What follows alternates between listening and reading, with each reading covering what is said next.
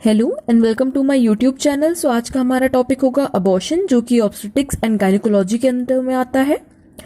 तो सबसे पहले बात करेंगे आखिर अबॉर्शन है क्या। सो अबॉर्शन इज द एक्सपल्शन और एक्सट्रैक्शन। यहाँ पे दो शब्दों का यूज हुआ है, जो कि है पहला एक्सपल्जन और दूसरा है एक्सट्रैक्शन।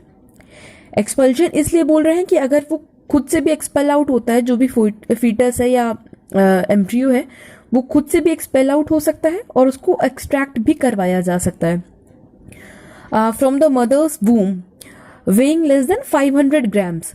जो भी फीटस होगा उसका वेट 500 ग्राम से कम होना चाहिए और वो कैपेबल नहीं होना चाहिए इंडिपेंडेंट सर्वाइवल के। ये डेफिनेशन है अकॉर्डिंग टू WHO। अभी यहाँ पे आता है जो फीटस है वो लेस देन 22 वीक्स होना चाहिए, बिकॉज 22 वीक्स पे फीटस अपना जो 500 ग्राम्स वेट होता है वो ऑब्टेन कर लेता है, इसलिए 22 वीक्स ऑफ जेस्टेशन से कम होना चाहिए। और जो प्रोडक्ट ऑफ अबॉर्शन होता है उसको अबॉर्टस कहते हैं, यानी कि जो फीटस अबॉर्ट हो गया, अब जो वो प्रोडक्ट एज एन प्रोडक्ट बचा उसको हम लोग अबॉर्टस कहते हैं। एक बार फिर से डेफिनेशन को क्लियर कर लेते हैं कि इट इज एक्सपल्जन और extraction of an embryo from its mother's womb weighing less than 500 grams and is independent and is not able of independent survival। तो ये थी हमारी डेफिनेशन। नेक्स्ट हम बात करेंगे इसके इंसिडेंस रेट की।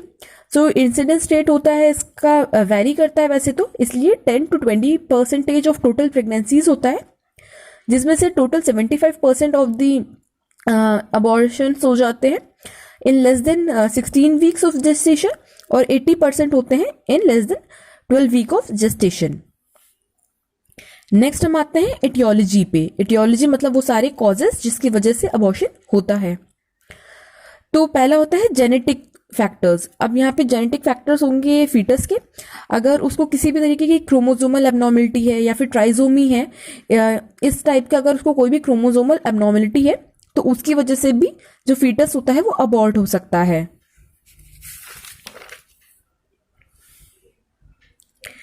नेक्स्ट आता है इंडोक्राइन या मेटाबॉलिक फैक्टर्स। ये मैटरनल है कि अगर मैटरनल को कोई भी इंडोक्राइनल या फिर मेटाबॉलिक डिसऑर्डर है उसकी वजह से। अब उसके अंदर कौन कौन से हो सकता है, सबसे पहले हो सकता है ल्यूटियल फेज डिफेक्ट। जो मेंस्ट्रुअल साइकिल्स में ल्यूटियल फेज होता है तो उसमें जैसे भी पढ़ा होगा आपने कि जब प्रेगनेंसी कंसीव हो जाती है, जब इम्प्लांटेशन हो जाता है, तो जो ल्यूटियल जो कॉर्पस ल्यूटियम होता है वो नेक्स्ट 3 मंथ्स के लिए एक डेफिनेट अमाउंट ऑफ प्रोजेस्टेरॉन और एस्ट्रोजन रिलीज करता है। बट अगर उस फेज में कोई डिफेक्ट आ जाए और प्रोजेस्टेरॉन और जो एस्ट्रोजन है वो प्रॉपरली रिलीज ना हो, उसकी वजह से अबॉर्शन हो सकता है। देन आता है प्रोजेस्टेरॉन डिफिशियंसी। अब अगर फीमेल की बॉडी में ही प्रोजेस्टेरॉन की डिफिशियंसी है जिसकी वजह से इम्प्लांटेशन तो हो जाएगा, लेकिन जो जो फीटस का उसमें ग्रोथ होनी होगी और जो प्लेसेंटा डेवलपमेंट होना होगा वो प्रॉपरली नहीं हो पाएगा, तो उसकी वजह से हो सकता है। Then thyroid dysfunctions. यहाँ पे ऐसा नहीं है कि अगर किसी को भी थायराइड डिसफंक्शन है तो होगा, अनट्रीटेड या फिर जो प्रॉपरली डायग्नोज नहीं है। अगर आपने जैसे कि अगर हाइपोथायरॉयडिज्म है या फिर हाइपरथायरॉयडिज्म है और वो अनट्रीटेड है तो हो सकता है। और डायबिटीज मेलाइटिस में भी सेम केस है, अगर वो अनट्रीटेड है तो चांसेस इंक्रीज करता है अबॉर्शन के लिए। नेक्स्ट हमारा आता है एनाटॉमिकल एबनॉर्मलिटीज। ये एनाटॉमिकल एबनॉर्मलिटीज होती है मैटरनल यूट्राइन में। तो इसमें कौन कौन से हो सकते हैं, सबसे पहले होता है सर्वाइकल इनकॉम्पिटेंस। इसका मतलब क्या हुआ कि जो सर्विक्स होता है, जैसे कि उसका जो सर्वाइकल ऑस होता है वो हमेशा बंद होना चाहिए, बट इनकॉम्पिटेंस में क्या होता है कि जो सर्वाइकल ऑस होता है वो ओपन होता है, यानी कि जो सर्वाइकल ओपनिंग होती है वो थोड़ी सी ओपन रहती है और फुल्ली क्लोज्ड नहीं होती जैसा उसको नॉर्मल केसेस में होना चाहिए। इस वजह से प्रोडक्ट कंसेप्शन प्रोडक्ट जो होता है वो अबॉर्ट हो सकता है। नेक्स्ट आता है congenital malformation of the uterus.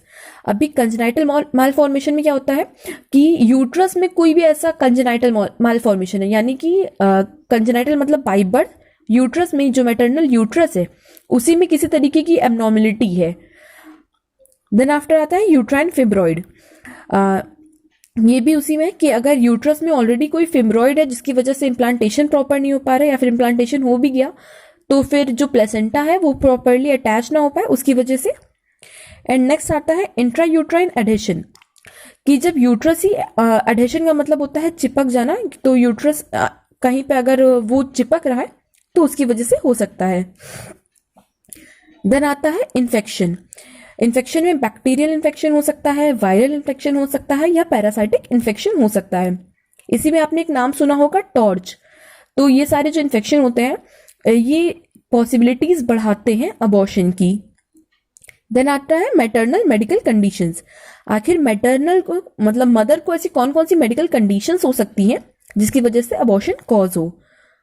तो थायराइड डिसफंक्शन, जैसे अभी इसमें बात हुई थी कि अगर अनट्रीटेड थायराइड वो है तो हो सकता है। देन आता है जॉइंडिस। अगर मैटरनल को जॉइंडिस है उसकी वजह से जो हार्मोनल लेवल होते हैं लाइक बिलिरुबिन लेवल्स और ये सब जो सीरम्स होते हैं इसमें फ्लक्चुएशंस आ सकते हैं, उसकी वजह से भी हो सकता है। एपिलेप्सी में हो सकता है और एनीमिया में हो सकता है। देन आता है प्रीमेच्योर रैप्चर ऑफ मेम्ब्रेन। जो एमनियोटिक मेम्ब्रेन होती है अगर उसमें प्रीमेच्योर रैप्चर हो रहा है, प्रीमेच्योर मतलब वक्त से पहले, जो नॉर्मल उसका जेस्टेशनल वीक होता है जब टर्म पे होता है उससे पहले अगर ये होता है तो हम इसको बोलेंगे प्रीमेच्योर रैप्चर ऑफ मेम्ब्रेन।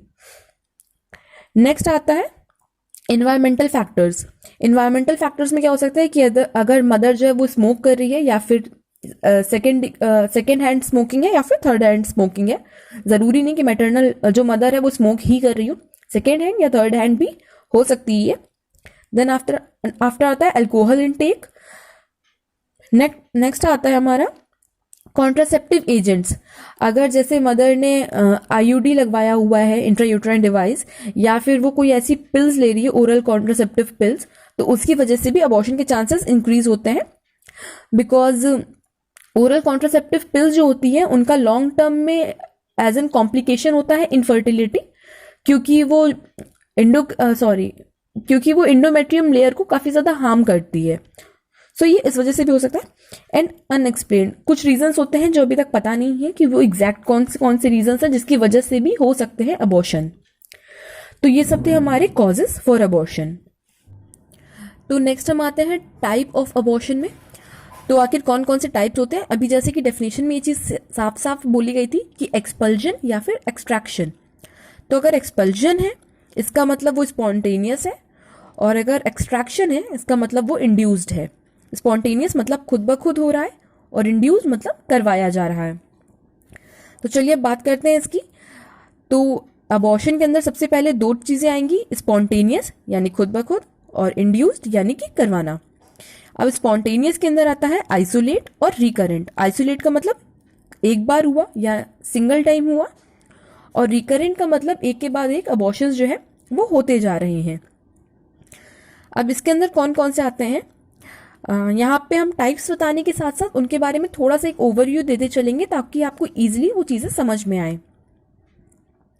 तो ये दोनों का ही टाइप होता है। आइसोलेट के अंदर भी ये सारे टाइप्स आते हैं और रिकरेंट के अंदर भी ये सारे टाइप्स आते हैं।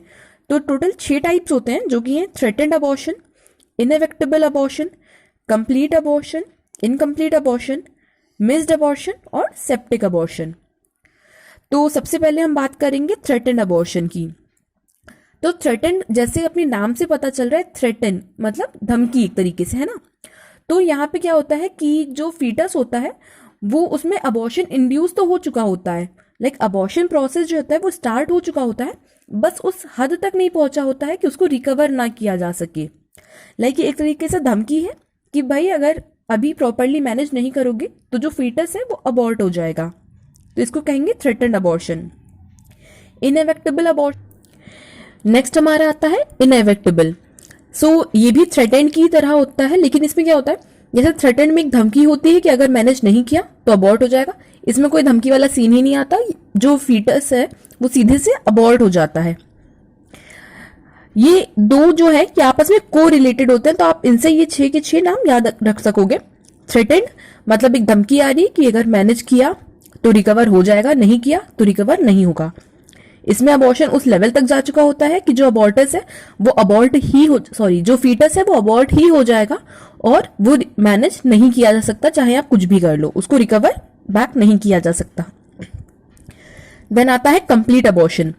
तो अभी कंप्लीट अबॉर्शन में क्या होता है कि जितने भी फीटस के पार्ट्स हैं, बॉडी पार्ट्स जैसे कि हाथ, पैर, लिम्स और ट्रंक वगैरह, वो सब जो है वो एक ही सिंगल टाइम में बाहर आ जाते हैं।